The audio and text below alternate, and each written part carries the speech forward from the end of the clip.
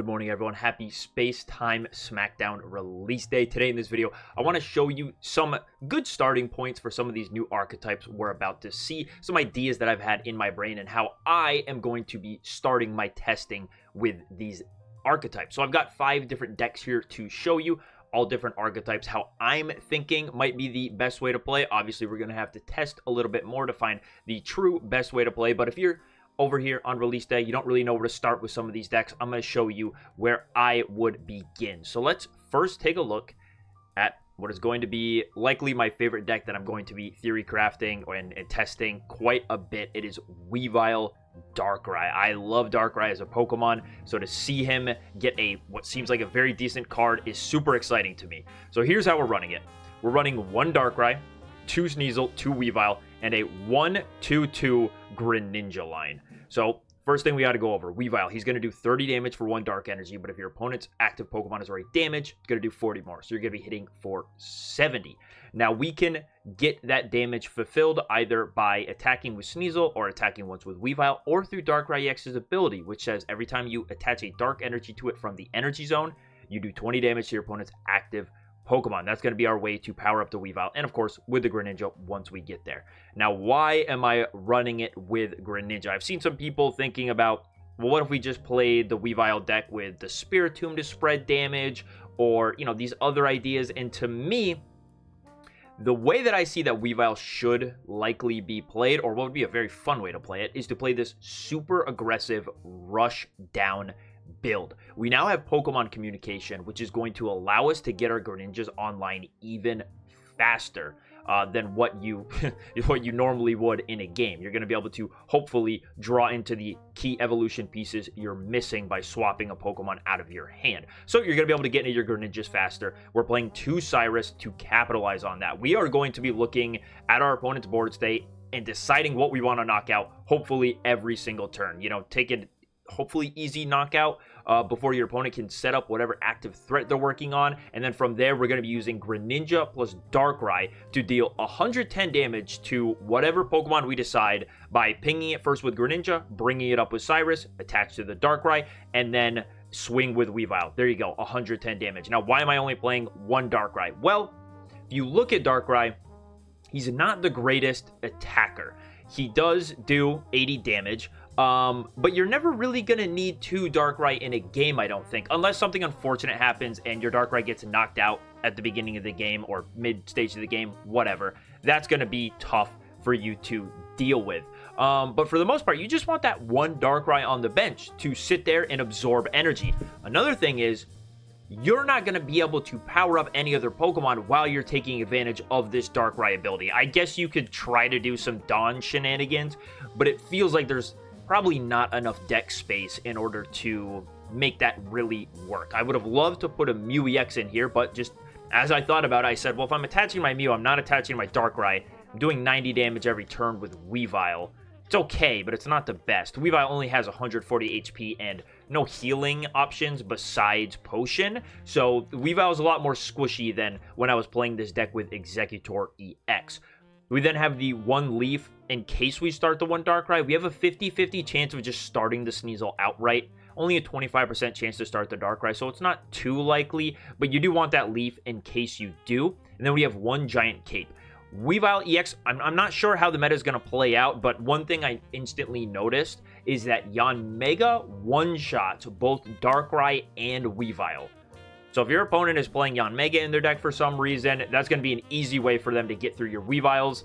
There's a lot of Pokemon out there that are dealing 150 damage right now, and Giant Cape will take you just out of that range. So hopefully your Weavile can live 1 additional turn before getting knocked out. So that's what I'm thinking for Weavile Darkrai. It's just a rush down deck. It says I will knock out whatever I want every single turn, and hopefully do so thanks to the Pokemon communication, setting up faster than you normally would expect. Hopefully that's going to be a winning strategy. It's all about speed with this deck. Next up, I have Dialga. Now, a lot of you guys are probably thinking, day 1, all right, Dialga Melmetal. Melmetal's finally good. We got it. Well, I saw this Lickilicky card, and it got me thinking, because this Lickilicky card is pretty ridiculous. It does 100 damage base. It needs 4 colorless energy. There's no way for you to power up that Lickilicky besides with a Dialga. I can't think of another way to reliably get 4 energy on a Lickilicky and have it do much of anything. So we're playing the Dialga to power up that Lickilicky. Like I said, he does 100 damage, and then you flip a coin until you get tails, and it does 40 more damage for each heads. So this Lickilicky is going to be doing minimum 100 damage each turn with 160 HP, 180 with the giant cape, potentially one-shotting anything in the format if coin flips go your way. A very, very ridiculous card. I'm playing the new Lickitung because it has 2 retreat costs, so I feel if you play the other Lickitung and you start that Lickitung and you're not able to instantly get into that Dialga, it's gonna suck. We have the 1 Mew EX to just reliably deal with something in the active spot. Like if you're playing against Charizard, if you're playing against Mewtwo, if you're playing against Palkia, it would be nice to have a guaranteed way to just send up Mew and take a knockout, not relying on Lickilicky coin flips. Then we just have some potions to boost the bulk of both Dialga and Lickilicky. 2 Pokeball. We're not playing a lot of Pokemon, so I don't think that Pokemon communication is it's not very synergistic. When you're only playing 2, 4, 6, 7 Pokemon, a lot of the times the Pokemon you have in hand, you probably want. So sending them back into the deck to get a different one, not really going to work out for you that well. We got 2 Research, a 1 Sabrina, 1 Cyrus split. This is how I'm going to be playing a lot of my list to begin with, is a 1 Sabrina, 1 Cyrus. I don't always see the value in Cyrus in some decks, but it seems like it would come up at times and be very, very impactful. And then this last card is a flex card. It's the Mars. I feel like Mars is going to be pretty disgusting if your opponent's able to take 2 prizes. I mean, imagine you spend all your time powering up with Dialga, you let him run his course until he gets knocked out, and then you hit your opponent with a Mars to 1 while they have a 180 HP Lickilicky to get through. That sounds very, very annoying for anyone to try to overcome. But I could see the Mars maybe being a Giovanni, because if you flip 1 heads on Lickilicky, you're going to be hitting for 150. There are a couple other cards I could see take the place of Mars, but I really like the idea of letting Dialga power things up until he gets knocked out, and then putting your opponent to 1 card and saying, dude, good luck getting through this Lickilicky. Not going to happen. So very, very fun deck I'm looking at. Very just high HP guys that deal a lot of damage once they get powered up. So super excited to try this one out. I think this is, to me, likely going to be the best Dialga variant. I mean, this Lickitung just seems gross. Its stats are ridiculous. I really like the card. Next up, we have Palkia. Palkia, I feel like, is going to be like Gyarados, where we're going to be playing it wrong for the first week. Someone's going to crack it, and then we're going to go, oh, okay, Palkia actually was good. This is how we should have been playing it. But this is my first draft of Palkia. I'm going to be playing it with the Manaphy and Vaporeon to try to power this thing up. So Manaphy is going to allow you to attach a water energy to 2 of your benched Pokemon every time you attack with it. You're going to be able to hopefully put the energy on 2 Palkia, but you have other guys that can be on the bench too to take that energy, and then Vaporeon can move the energy off of the whatever it is to the Palkia in the late game. This deck is very just all in on Palkia. I mean, you have the Articuno as well, which can be good. We have the Misty as well too, so who knows, you might just pop off on some games. You guys have played Pocket long enough, you know turn 1 Misty with any Water EX is super annoying. Usually loses you the game if they get 3 or more energy off of it. So the strategy with this deck is just use Manaphy, power up things, swing with the Palkia, leaf out of the Palkia into a new one, which hopefully also had some energy built up on it, Vaporeon to it, attack again. That's likely going to win you the game, so you might not even need to swap out of the Palkia, but you just want to flood your board with water energy and let Palkia get 2 attacks off. I have the Articuno in here too as just like a secondary option. Articuno will be able to use the Blizzard attack. You can just, I mean, you'll see. As you play games, you'll see where the Articuno has some value. You'll be able to Blizzard 1 turn, retreat into the Palkia, or maybe even still attack with the Articuno. But now, with all that bench damage set up, you can Cyrus up something on your opponent's side and take a key knockout, potentially winning the game. The rest of the list, 2 Pokeball, 2 Research, 1 Sabrina. Like I said, again, I'm not sure if I want to be playing 2 Cyrus in some deck, 2 Sabrina in some deck, just one or the other. It's hard to tell. And then we have 2 Giant Cape, because Giant Cape is a super, we're halfway through the video, but I got to talk about how impactful Giant Cape is. There are so many cards there are so many Pokemon that with a Giant Cape are now out of range of very, very key numbers. Palkia will no longer be one-shot by another Palkia. Palkia will no longer be one-shot by a Mewtwo. Just some of those key numbers that you're used to fearing are no longer a thing, because Giant Cape is going to give your Pokemon plus 20 HP. I think it is a super, super good card. A lot of decks should be considering playing even just one copy, because it will make the difference in a lot of games. So this is my Palkia rough draft. Not sure what the best way to play it. There's so much water support. It's very, very hard to find the best way. But when Palkia needing so much energy to attack, I think that he will be best with Manaphy to try to power up the board.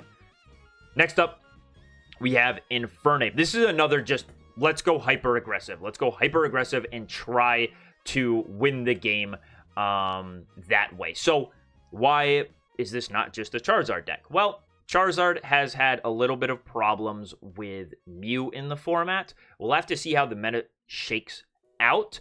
And I wanted to play this list without Arcanine or anything like that. Infernape doesn't have to worry about Mew. Mew's not going to one-shot the Infernape back. And the game plan with this is send up Moltres, Inferno Dance, use your Pokemon communications to get into your Infernape very, very quickly.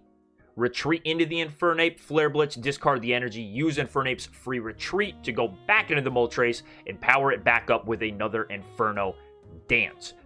It's a very, very simple game plan. You have the Giovanni to boost damage output. Infernape will now hit for 150, so Palkia, Mewtwo's, Dialgas, if they don't have capes, will be one-shot. Dialga's probably weak to fire, so you can still Giovanni your way through it.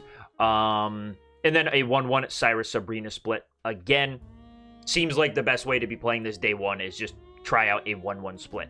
2x speed, you're only playing 4 basics, so if you start the Moltres, you don't want to retreat out of it to the Chimchar, and if you start the Chimchar, you can just use an X speed out of it, and that will allow you to use Researches or Sabrinas or Cyruses or Giovannis on your turn when you're retreating. So, super, super simple list.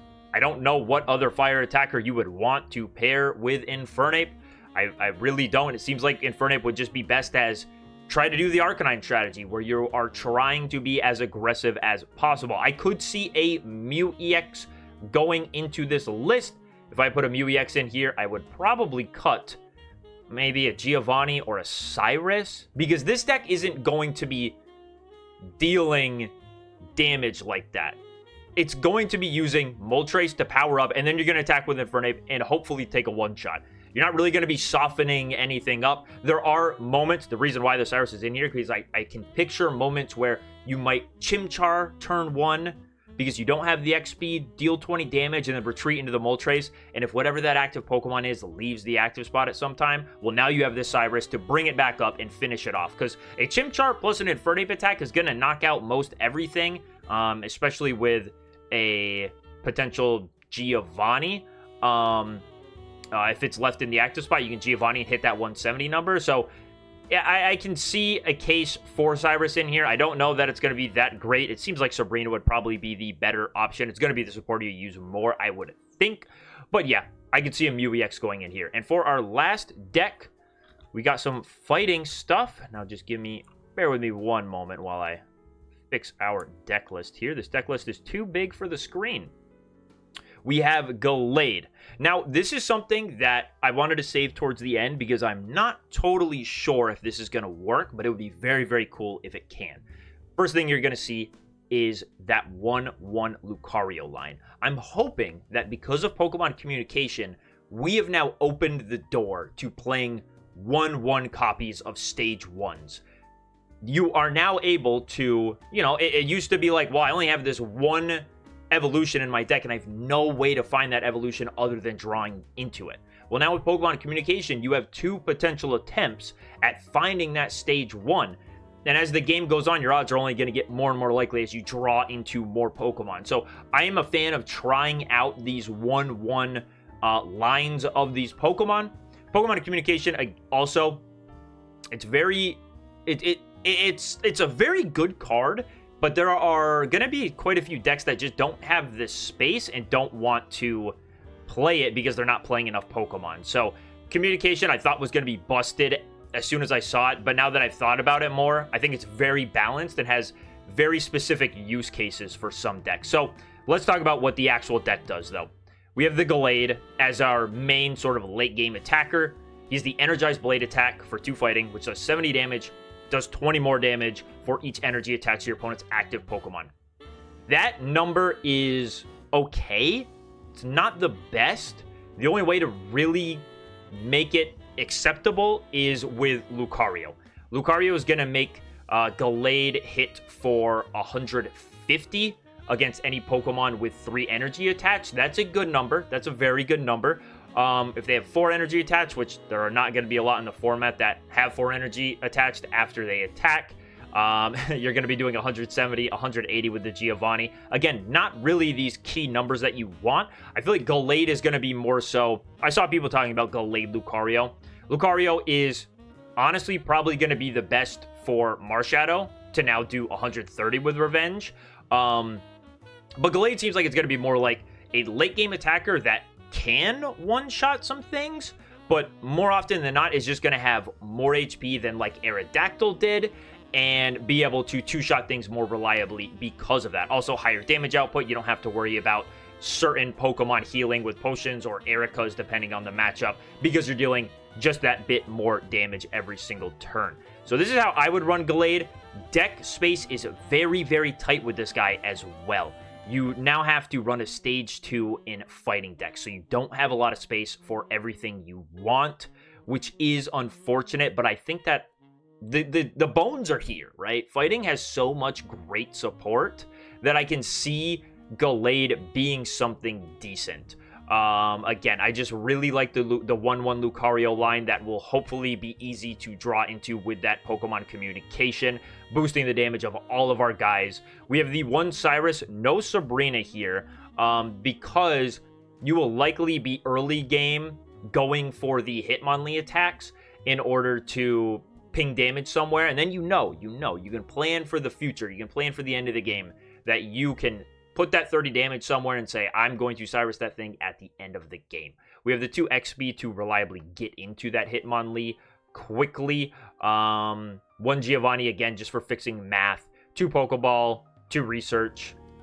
Just a very standard list outside of that. I'm very curious to see how fighting ends up being played. It would be very sad if everyone just realizes that, oh, Aerodactyl, is still the better version. We're just going to keep playing that.